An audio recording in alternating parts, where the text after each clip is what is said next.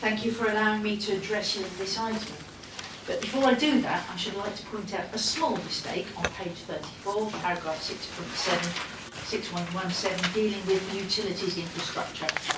The penultimate line of the paragraph should read wastewater rather than waster. Easily done. As you know, I'm concerned about the provision of homes in the borough, especially for those people who will never be able to service a mortgage due to their low income.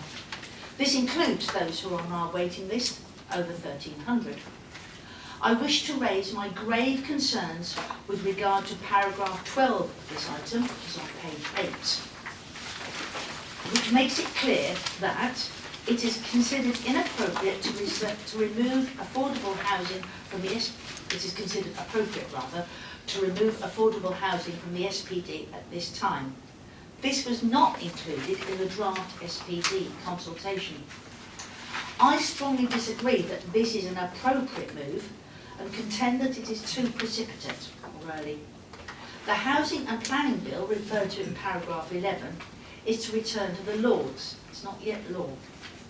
A number of amendments have been laid down by the Local Government Association's President and former head of the Civil Service, Lord Kerslake. Also, Local Government Association group leaders, including the Conservative group leader, Councillor David Hodge, has written, and excuse me, I'm going to read the letter.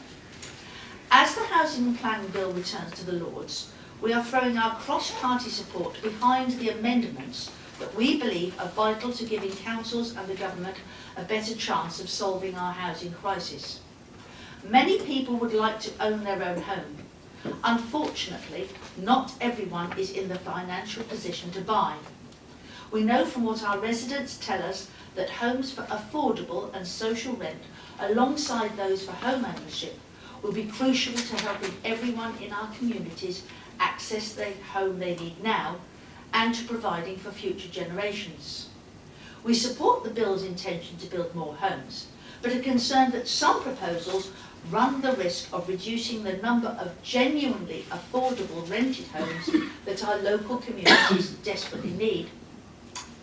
Proposals forcing councils to make payments to government based on selling homes will hamper councils' ability to invest in new affordable council housing and are likely to have the unintended consequence of increasing homelessness and pushing more families into the more expensive private rented sector.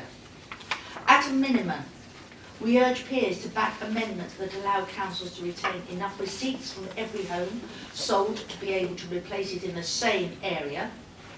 Current proposals for starter homes carry a risk that a crucial supply of new, affordable, rented homes will be displaced. And despite 20% discounts, they will still be out of reach for the majority of people in need of an affordable home. Council support measures to boost home ownership, and starter homes are one of the ways this can be achieved. But we are also urging peers to back amendments allowing council to decide how many starter homes alongside affordable rented homes are on each. Now, that's why I'm thinking this is precipitate, because they've got those amendments in front of them. Now, I'm well aware of the fact that the Wellborn plan is not being considered now, and it does allow for the provision of affordable homes. And I'm very happy to hear from Councillor Evans, as I suspected, that we're not going to abandon affordable homes. However, back in February, in the light of government thinking, which is now subject to these amendments, and FBC's decision to consider compulsory purchase orders for Wellborn, I asked Richard Jolly a question, because I thought we needed some council home land. Dear Richard, as you are well aware, it is difficult to ensure that developers do provide social housing due to their pleas of non-viability. If FBC purchases the land under a CPO, will that mean that we can insist on the provision of social housing?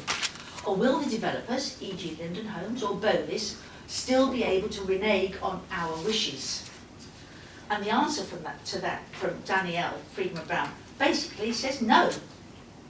The relevant section says, As regards the use of a CPO and insisting on the provision of affordable housing, the short answer is no. The CPO is a tool being considered for land acquisition only. With a planning application coming forward from a developer, the council, in its role as local planning authority, can still seek the developer's compliance with the policy requirement for affordable housing, even though this may be subject to a viability assessment. And that's the problem. It's the viability assessment, and my worry is that if we leave in paragraph 12, because I contend that the current legislation is not firm yet, we will find it very difficult to provide affordable homes, because developers will just say, sorry, we're going to put starter homes instead. We should be able to provide enough low-rent homes for those for whom home ownership is out of reach. Therefore, please reconsider paragraph 12 as the housing planning bill may yet change. Thank you. Thank you very much indeed, Councillor Strutt.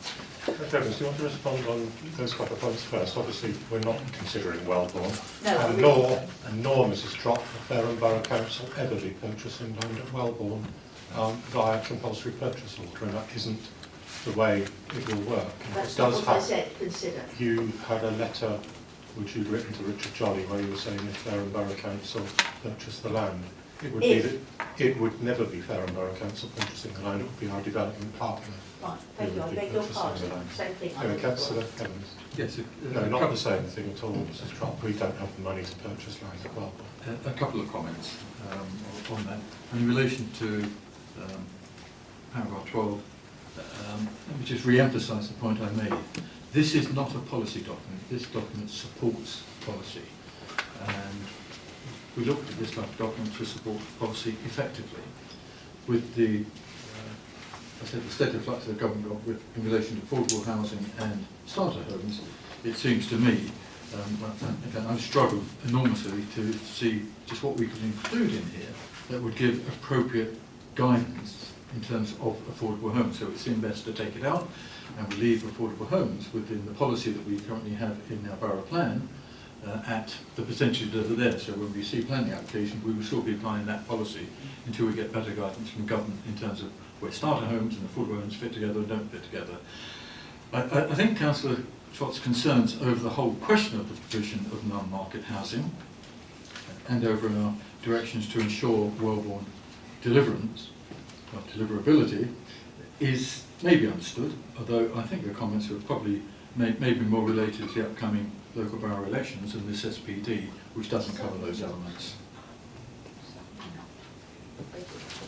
Okay, thank you for that. Right, so it's not an issue at all then? Thank you. Right, so if we look at the, does anybody else want to say anything on this? So if we look at the recommendations, which are there, and there are two of them, noting the consultation comments and adopting the supplementary planning document as set out in Appendix B. And we're clear that our affordable housing policies remain in the line and nothing changes.